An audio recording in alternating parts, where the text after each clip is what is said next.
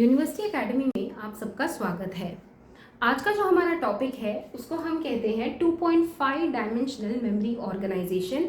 इसको 2.5 dimensional memory organisation भी कहा जाता है। तो अगर आपको इस टॉपिक से जुड़े हुए लेक्चर नोट्स चाहिए तो नीचे दिए गए डिस्क्रिप्शन लिंक को ज़रूर क्लिक कीजिए। तो आज का ये जो टॉपिक है ये इन कंटिन्यूएशन है with the last topic that we have dealt, that is 2 dimensional memory organisation.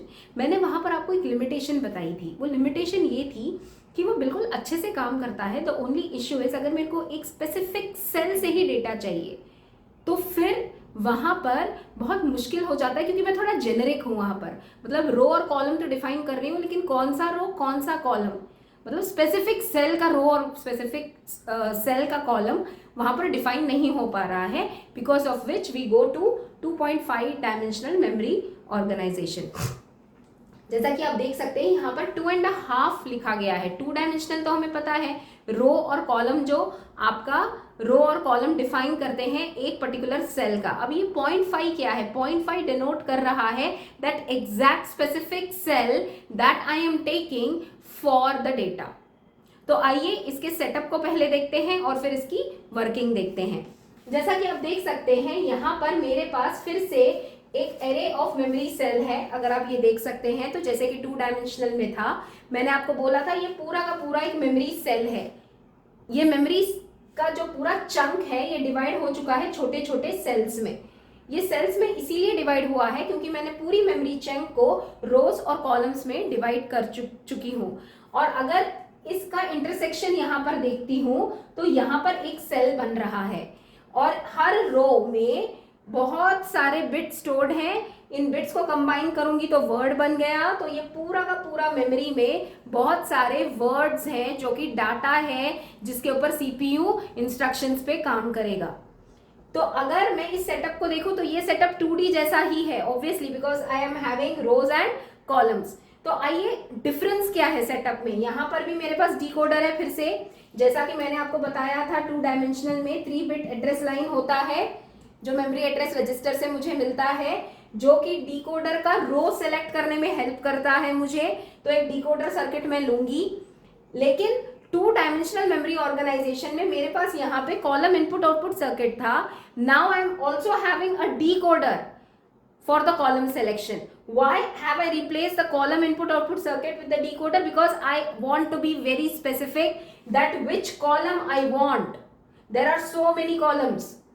कौन सा कॉलम चाहिए ये तो मुझे 2D भी सेलेक्ट कर रहा है, कॉलम के अलावा मैं रो भी सेलेक्ट कर रही हूँ। तो इसका मतलब ये है कि मैं स्पेसिफिक सेल के ऊपर आ गई हूँ। I am on a specific cell. मतलब इतने बड़े मेमोरी चंक के बहुत सारे सेल्स में किस सेल का डेटा उठाना है ये मुझे बारीकी से 2.5D मेमोरी ऑर्गेनाइजेशन बताता है। तो इसीलिए इसके सेटअप में भी हम डिकोडर लेंगे। ये 3 बिट का एड्रेस लाइन है। फिर से ये 3 बिट का एड्रेस लाइन 8 बिट का आउटपुट डिकोडेड देगा। ये सारे 8 आउटपुट डिकोडेड आपके 8 कॉलम्स पे कनेक्टेड है। यहाँ पर 3 बिट का एड्रेस लाइन जो 8 बिट का आउटपुट देगा। ये 8 बिट का आउटपुट डिकोडेड कोड 8 जो मेरे रो लाइन्स है उस पे कनेक्टेड है। So that means this cell denote this do the row selection, these do the column selection। तो ऑब्वियस ही बात है जब रो और कॉलम दोनों सेलेक्ट हो रहे हैं और स्पेसिफिक सेल सेलेक्ट हो रहा है तो वहां का डेटा उठकर आपके बस के ऊपर जाता है जो सीपीयू तक पहुंचता है और फिर उस डाटा से इंस्ट्रक्शंस प्रोसेस होते हैं। तो इसीलिए इसको 2.5D मेमोरी ऑर्गेनाइजेशन कहा जाता है।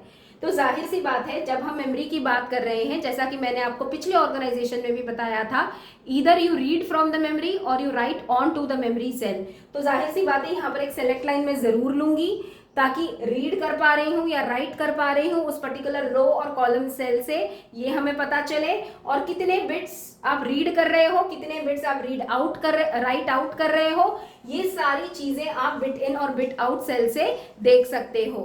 तो अगर एक छोटे एग्जाम्पल के तौर पर मैं बोलना चाहूँ, मान लीजिए मेरे सीपीयू के एड्रेस में मुझे इस सेल का डेटा चाहिए जहां पर मैंने एस्ट्रिक मार्क करा हुआ है। तो जाहिर सी बात है if I talk about the count, 3 bit का इनपुट जा रहा है डिकोडर को, तो आउटपुट आपके 8 आएंगे because n input 2 raise to the power n output lines होते हैं डिकोडर में. If there are 3 input lines तो but obviously I have 2 raise to the power 3 8 output lines. तो मान लीजिए अगर इस वाले सेल का डेटा मेरे सीपीयू को चाहिए तो देखिए ये है रो नंबर 1 पे. This is row number 0, this is row number 1. So if this is row number 1, so my memory address register will most definitely be 001. So 001 का मतलब है 0 to 7 डिकोडेड में कौन सा एक्टिव रहेगा ये. तो मतलब इस रो पर डेटा है ये मुझे समझ आ चुका है. किसके जरिए? इस डिकोडेड आउटपुट के जरिए. अब पता कैसे चलेगा कि इस कॉलम का डेटा है वो. I want it from this particular column. So this decoder will help me again with this.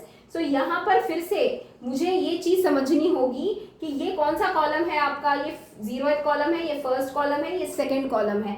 तो जाहिर सी बात है यहाँ पर एड्रेस लाइन 010 रहेगा most definitely. So that means the decoded output code is this. So ये वाला जो है, ये वाला जो कॉलम है ये ट्रिगर हो जाएगा आपका. ये वाला कॉलम, दिस वाला कॉलम विल गेट ट्रिगर्ड.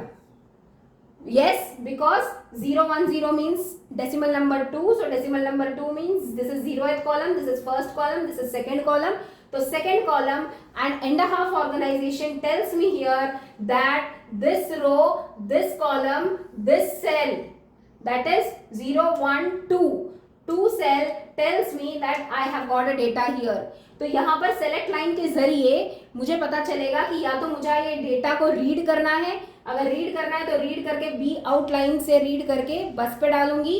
अगर राइट करना है इस पर्टिकुलर सेल पे तो बी इन बिट इन वाले इनपुट लाइन से बस से डाटा को इस सेल पे लोड करूंगी. तो इस तरह से आपका जो 2.5 ऑर्गेनाइजेशन है मेमोरी का ऐसे चलता है. अगर आपको स्पेसिफिक सेल से डेटा उठाना है या डेटा लिखना है तो आप इस ऑर्गेनाइजेशन को फॉलो कर सकते हैं. अगर आप जेनेरिक हो कि कहीं पर भी वो जाके सेव हो सकता है किसी भी मेमोरी के किसी भी रो के किसी भी कॉलम के सेल में, तो गो फॉर 2D ऑर्गेनाइजेशन.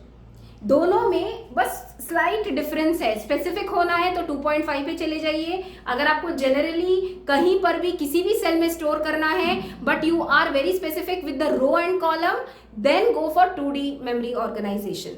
तो ये है आपका memory organisation of the memory module. तो मैं यहाँ पर किस मेमोरी की बात कर रही हूँ? I am basically talking majorly about the main memory. Main memory में मैंने आपको बोला है कि रैम और रोम 2 होते हैं. रैम में भी फिर से 2 हिस्से हैं. One is SRAM and the other is DRAM. SRAM is cache memory. तो हम कैश मेमोरी के बारे में तो बात ही नहीं कर रहे हैं. I am only talking about DRAM. तो DRAM का मेमोरी इस तरह से आप ऑर्गेनाइज कर सकते हो in rows and columns and storing and retrieving का एक पूरा मैकेनिज्म है 2D मेमोरी ऑर्गेनाइजेशन और 2.5D मेमोरी ऑर्गेनाइजेशन में. तो अगर मैं 2.5D की लिमिटेशन की बात करूं, देखो जितना ज़्यादा हम हार्डवेयर को इंक्लूड करते हैं डिज़ाइन में उतना ज़्यादा बल्कि और कॉम्प्लेक्स होता है डिज़ाइन. अगर मैं 2D मेमोरी ऑर्गेनाइजेशन की बात करूं वहाँ पर सिर्फ एक डिकोडर था, लेकिन अगर मैं 2.5D की बात करूं तो यहाँ पर 2 डिकोडर्स हैं. तो जाहिर सी बात है यहाँ पर हार्डवेयर ज़्यादा यूज़ हो रहा है. कॉम्प्लेक्सिटी डिज़ाइन की थोड़ी बढ़ गई है, लेकिन हाँ परफॉर्मेंस स्पेसिफिक चीज़ों की बेटर हो गई है. तो we can talk in terms of design limitation for 2.5D, but in terms of performance it is definitely better. So हर कंप्यूटर ऑर्गेनाइजेशन, जैसा कि मैं आपको बोलती हूँ प्रोसेसर के अलग अलग ऑर्गेनाइजेशन है. जैसे स्टोर्ड प्रोग्राम ऑर्गेनाइजेशन है, जनरल रजिस्टर ऑर्गेनाइजेशन है, स्टैक ऑर्गेनाइजेशन है. उसी तरह से मेमोरी के भी 2 ऑर्गेनाइजेशंस हैं. एक है 2D ऑर्गेनाइजेशन, एक है 2.5D organisation. So that depends on what type of a machine that we are working on that has 2D or 2.5D memory organization. One has a design limitation, the other has a performance limitation. तो it depends कि आपको design पे compromise करोगे लेकिन आपको performance अच्छी चाहिए, then you can definitely go for 2.5D organization. तो ये है कॉन्सेप्ट मेमोरी ऑर्गेनाइजेशन का. ये बहुत ही इंपॉर्टेंट कॉन्सेप्ट है. देखिए जब हम फंक्शनल यूनिट्स पढ़ते हैं किसी भी मशीन के तो हमें ये जानना ज़रूरी होता है कि सबसे पहले उसका डिज़ाइन कैसा है, दूसरा होता है वो कहाँ पर उस डिज़ाइन को हम रखते हैं, तीसरा होता है कि वो डिज़ाइन काम कैसे करता है. तो आप प्रोसेसर हो, मेमोरी हो या फिर हम जो आगे चल के इनपुट आउटपुट पढ़ेंगे इन तीनों को आप इन कॉन्सेप्ट्स के ज़रिए पढ़िए. तो आपको ये पूरा का पूरा जो ऑर्गेनाइजेशन और आर्किटेक्चर का सब्जेक्ट है बहुत क्लियरली समझ आता है। डिज़ाइन को हम आर्किटेक्चर कहते हैं जनरली, और उसके पूरे डिज़ाइन को किस तरह से हमें किस सांचे में उसको ढालना है उसको हम ऑर्गेनाइजेशन कहते हैं। So I hope you understood the memory organisation topic. तो ये था हमारा मेमोरी यूनिट का सेकेंड इंपॉर्टेंट टॉपिक। अब अगले टॉपिक में, क्योंकि हमारा मेन मेमोरी हो गया है, तो अब हम नेक्स्ट टॉपिक में देखेंगे cache memory. We will introduce to cache memory, उसका डिज़ाइन, उसकी परफॉर्मेंस, उसकी मैपिंग कैसे करते हैं हम ये देखेंगे। फिर उसके बाद हम ऑक्सिलरी मेमोरी देखेंगे और फिर वर्चुअल मेमोरी देखेंगे। So these are 3 sets of memories that we will be doing in the next successive video lecture series. तो जुड़े रहिए मेरे साथ, because the memory organisation unit is still not complete. We still have 3 more video lecture series to go. लेकिन आप sequence में सारे video lecture series जरूर देखिए, आपको सब कुछ समझ आएगा। अगर आपको मेरा वीडियो अच्छा लगे तो लाइक, शेयर और सब्सक्राइब जरूर कीजिए। Stay connected, take care and have a great day.